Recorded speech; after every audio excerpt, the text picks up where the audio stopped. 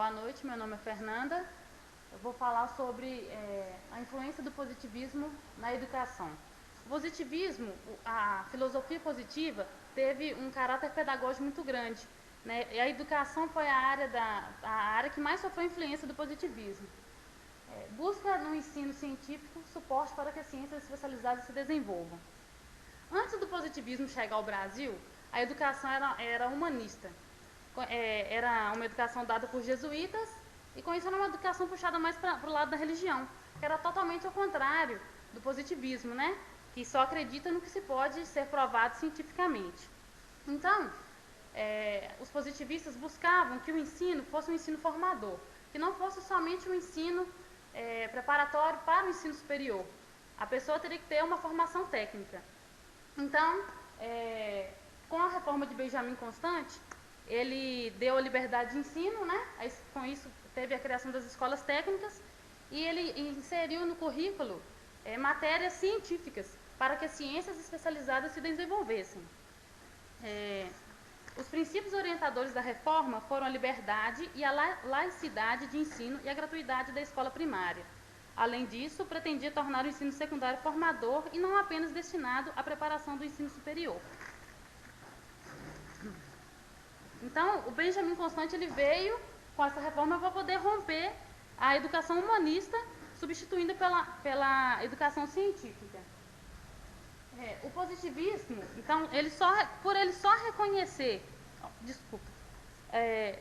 o declínio da influência positiva no ensino brasileiro de matemática se daria a partir da reforma de Francisco Campos, em 1931, que aceitou integralmente a proposta da reformulação do currículo de matemática, apresentada por uma escola particular, né? Porque naquela época nem todas as escolas eram a favor do positivismo, algumas escolas particulares eram contra.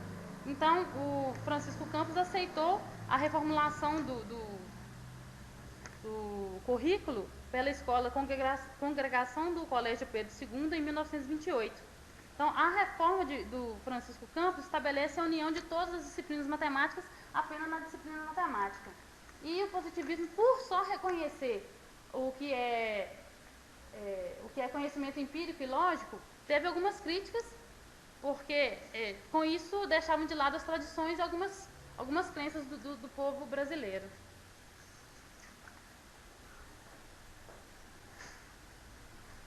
Boa noite, meu nome é Priscila, eu vou falar sobre o mapeamento de educação matemática no Brasil de 1995.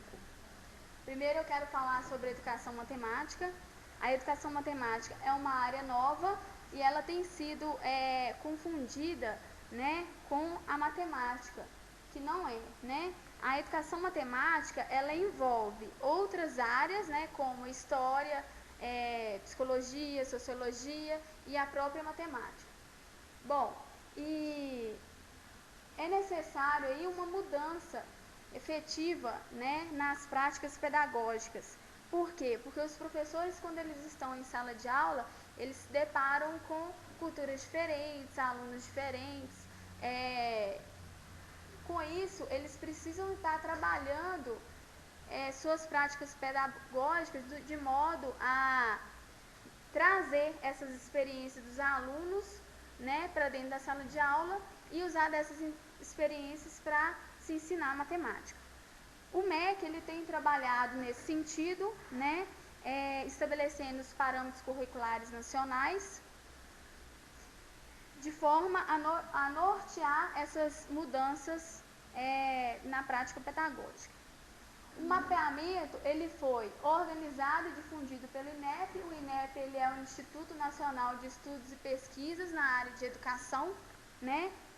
E o INEP ele vem desenvolvendo um trabalho continuado de debates, de coleta, de sistematização e de disseminação de informações referente à matemática, criando um espaço de interação e comunicação entre pesquisadores e professores. E deste trabalho resultaram 2 seminários, né? Novas perspectivas da educação matemática do Brasil, em 1994, e o mapeamento de pesquisas, estudos, trabalhos técnicos científicos na área de educação matemática no Brasil, por área temática, em 1995, que é o que a gente está falando. Bom, esse trabalho de levantamento e consolidação de pesquisas realizadas em educação matemática, o que foi feito? O INEP ele recebeu, né, de várias instituições e pesquisadores e até mesmo professores e trabalhadores da área de educação, pesquisas e trabalhos em relação à educação matemática, né? Foram 67 trabalhos. Desses 67, 6 foi na subárea de avaliação, 27 na subárea de didática e ensino da matemática, 4 foram na etnomatemática, 12 na formação de professores, 4 história da matemática e história do ensino da matemática e 14 psicologia do ensino e aprendizagem da matemática. Esse mapeamento ele foi apresentado e distribuído no 8º Congresso Internacional de Educação Matemática. Nesse congresso, a delegação brasileira foi a maior delegação estrangeira, tanto no número de trabalhos como no número de participantes. E o mapeamento ele foi distribuído, né, para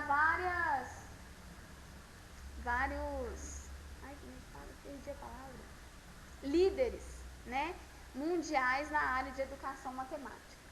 Agora a Daniela vai falar um pouco sobre as pesquisas do mapeamento.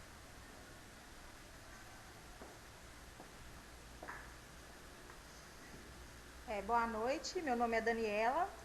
Eu vou falar sobre os mapeamentos. Como a Priscila falou, foram 67 trabalhos. Esse mapeamento constituiu de 67 trabalhos, né, e por subárea. Então, eu vou falar primeiramente sobre o uso da história na educação matemática, a importância. Eu vou estar falando um pouco dessas pesquisas e a importância, né, os resultados que essas pesquisas surtiram. Essa pesquisa, segundo o texto, ela ainda está em andamento. Ela foi realizada pelo professor Eduardo Sebastiani Ferreira e o grau de ensino pesquisado foi o 1º, 2º e 3º grau. E essa pesquisa está em subárea de avaliação. O objetivo maior, né, dessa pesquisa é buscar na história da matemática subsídios para o ensino da matemática e também conscientizar os professores de que a história da matemática pode e deve ser uma importante ferramenta para a educação matemática. Então, as metodologias utilizadas nessa pesquisa foram cursos, laboratórios de matemática, né? E como eu disse, essa pesquisa ainda está em andamento, mas ela já teve resultado positivo, que com ela houve a criação de vários módulos educacionais onde a história da matemática é usada no ensino de alguns tópicos dessa disciplina. Então, assim, nós estamos debatendo nos fóruns, textos que nós lemos, está falando muito da importância da história da matemática. A história da matemática já evoluiu muito, mas tem muito ainda o que evoluir. E nós também vamos fazer parte dessa história. Então, essa pesquisa só vem né, acarretar isso, que é mostrando mesmo que a história da matemática é muito importante para ser trabalhada em sala de aula e em formação de professores também. A outra pesquisa, né, esse outro mapeamento, ela fala sobre o confronto entre a lógica do professor e a lógica do aluno. Ele foi realizado em classes de 1ª e 2ª séries do 1º grau. Então, foi feita essa pesquisa com séries iniciais. Essa pesquisa, a subárea dela é a didática e o ensino da matemática. Foi realizada por Etienne Gueiros de Domenico e o grau ensino pesquisado é o 1º grau. O objetivo é verificar a origem de problemas de aprendizagem em crianças de série iniciais. Então, o que eles fizeram para fazer essa pesquisa? Eles essas crianças passaram por exames psicológicos para ver se elas tinham algum comprometimento na memória. Então, através desses exames, detectou que elas não tinham comprometimento nenhum. Então, essa pesquisa ela foi realizada com diversos professores da área de psicologia, sociologia, matemática, estudos sociais. Então, eles trabalharam com essas crianças tarefas que mexesse mesmo mexesse com o pensamento lógico delas. E isso, elas foram monitoradas, né? E com a conclusão que chegou, por que essas crianças têm dificuldade em aprender a matemática? Por quê? Não só a matemática, muitas outras disciplinas. Chegou à conclusão que há uma grande distância entre a cultura da escola e a cultura dos alunos. Então, é isso que dificulta muito o ensino-aprendizado. E também que muitos professores não estão preparados, né, para entender e detectar as necessidades do aluno. E a escola, ela muitas vezes não leva em consideração a experiência que a criança leva para a escola. Então, assim, é isso que a escola tem que trabalhar, que o professor tem que trabalhar, porque isso está atrapalhando muito o ensino-aprendizagem. Muitos alunos vão para a sala de aula com medo da matemática. E se o professor tiver um jogo de cintura, usar recursos pedagógicos que chamam a atenção do aluno, que trabalham o senso numérico, que trabalham o pensamento do aluno, o aluno vai ter mais facilidade de aprender a matemática. E nós temos aí vários recursos pedagógicos, temos os jogos pedagógicos, temos também, igual nós estamos estudando, a modelagem matemática, que pode ser trabalhada em sala de aula, a etnomatemática, que trabalha diretamente com a cultura do aluno, porque a partir do momento que nós levarmos a realidade, o dia a dia do aluno e trabalhar em sala de aula, vai ser muito mais prazeroso para a gente ensinar, porque o aluno vai ter mais facilidade para aprender. E ele vai tirar, né, da cabeça o que eles acham que a matemática é um monstro e não é. Então, assim, depende do jogo de cintura de cada professor para que essa realidade mude, para que a matemática seja mais prazerosa de se ensinar e de se aprender. Então, assim, a divulgação desse mapeamento entre os educadores brasileiros virá confirmar a importância dessa área de pesquisa e detectar o valor e a competência de vários pesquisadores brasileiros.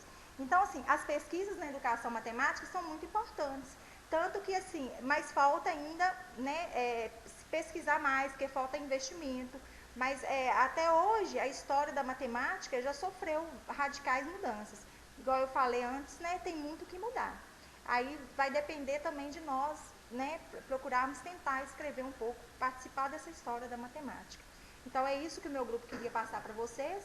Se alguém tiver alguma dúvida ou tiver algo para completar o nosso trabalho, que fiquem à vontade.